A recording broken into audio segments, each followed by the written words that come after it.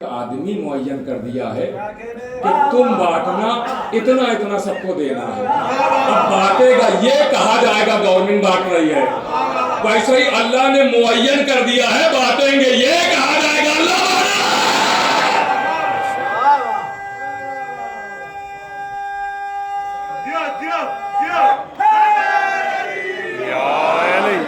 بالکل ویسے ہی کہ جیسے موت کون دیتا ہے؟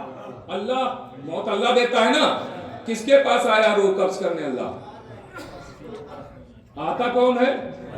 ملک الموت. تو جیسے موت وہ دیتا ہے بھیجتا ملک الموت کو ہے. ویسے بہت ساری چیزیں. اور کتاب میں آ جائے صاحب دمت الثاقبہ لکھتے ہیں کہ چوتھے امام مسجد کے صحن میں بیٹھے ہوئے ہیں اور ایک پرندہ ایک چڑیا آئی اور وہ دیوار پہ بیٹھی. میں نے کتاب کا حوالہ دے دیا. دیوار پہ بیٹھ کے چہچہانے لگی.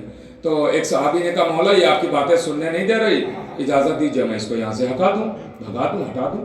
تو امام نے کہا جیسے تم ہم سے بات کر رہے ہو ویسے یہ پرندہ بھی بات کر رہا ہے.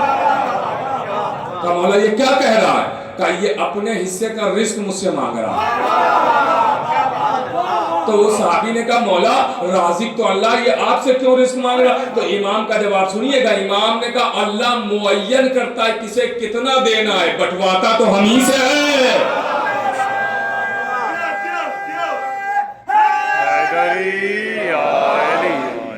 کسی کے ذہن میں کوئی ڈاؤٹ تو نہیں رہا ہوگا, تو پتا چل گیا ہوگا نا کہ وہ معین کرتا ہے, وہ بتاتا ہے, وہ حکم دیتا ہے, اس کا آرڈر ہوتا ہے, اس کا آرڈر ہوتا ہے اور اس کا آرڈر ہی اس کا فعل کہلاتا ہے. اب غور کریں, اب غور کیجئے گا. مولا علی کھڑے ہوئے, وہ آپ نے بہت واقعہ سنا کہ ایک نے کہا کہ علی کہتے ہیں سب کو کھانا دے رہے ہیں, سب کو کھانا دے رہے, آزماتے.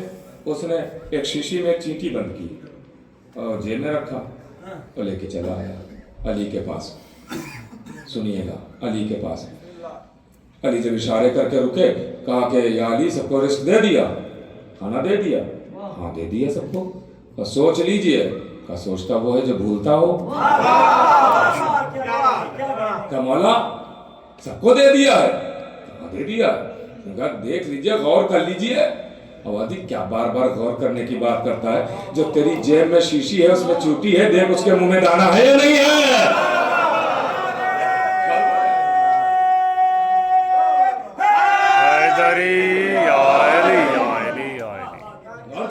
اب جو دیکھا تو اس کے منہ میں بھی دانا.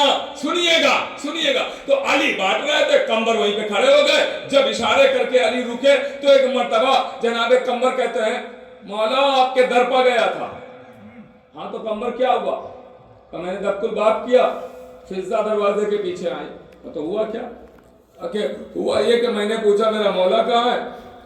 تو انہوں نے کہا کہ چوتھے آسمان پر. تو پھر کوئی بات پہ شک ہے؟ کہ یعنی شک نہیں مگر ان آنکھوں کا کیا کروں؟ آنکھیں تو دیکھ رہی سامنے آپ کھڑے ہوئے. کہ دیکھنا چاہتے ہو کیا؟ کہ مولا دکھا دیجئے 2 انگلیاں بلند کی. کہ درمیان دیکھو. اب جو دیکھا تو علی واقعا موجود. آواز دی, مولا آواز دیتے کہتے ہیں کمبر دیکھو غلام تم بھی ہو, کنیز فضہ بھی ہے, مگر فضہ سے مقابلے کی کوشش نہ کرنا کیونکہ تم ڈیوڑی کے باہر کے غلام ہو, فضہ ڈیوڑی کے اندر کی کنیز ہے.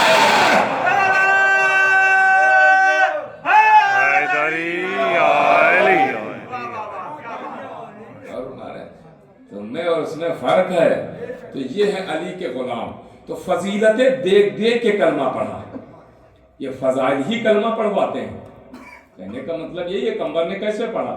میں آتی رہے گی بات تو میں آپ کو بتاؤں گا. ابو ذر نے اور دیگر مولا کے چاہنے والوں نے کیسے کیسے آ کے علی کے دامن کو تھاما ہے. واہ واہ کیا بات. غور کر رہے میرے عزیزو, کتابوں میں سب محفوظ ہے, پڑھنے کی ضرورت ہے بس. یہ فضائل ہی کا کمال ہے. یہ فضائل ہے, یہ فضائل آل محمد ہے کہ جو لوگوں کو پہنچائے جائے تو خود بخود کلمہ پڑھ لیتے ہیں, خود بخود آل محمد کے دروازے تک آ جاتے ہیں. یہ آل محمد کے فضائل ہیں اور اسی لیے 12 فضائل ہی سنائے گئے ہیں. امام حسین نے بھی کربلا میں فضائل بھی اپنے سنائے ہیں, خالی مصائب نہیں ہیں, فضائل بھی سنائے خطبے کی شکل میں. یہاں تک کہ ہر شہید نے امام حسین کا قصیدہ بیان کیا ہے رجس میں. پہچانو حسین کون. نبی ممبر پہ جب آتے تھے تو پہچانواتے تھے پہلے. پہچانو. جس ممبر سے بتایا کہ نماز کا یہ مسئلہ، روزے کا یہ مسئلہ، اسی ممبر سے بتایا فاطمہ کی یہ عظمت، علی کی یہ شان، حسنین کا یہ مرتبہ. غور کر رہے ہیں آپ، نبی اسی ممبر سے بیان کر رہے ہیں، اسی ممبر سے. بس آخری مرحلہ گفتگو کو میں سمیٹ رہا ہوں، اسی ممبر سے فضائل بھی بیان کر رہے ہیں نبی کہ دیکھو فضائل کا مرتبہ کیا ہے، فضائل کی شان کیا ہے. ممبر پہ بیان کیے، بیان کروائے ہیں. غدیر میں جب اعلان ولایت ہو گیا ہے تو نبی نے بیان کروائے ہیں فضائل. میں پوری ذمہ داری سے عرض کر رہا ہوں اور یہیں پہ بات کو سمیٹ لوں گا.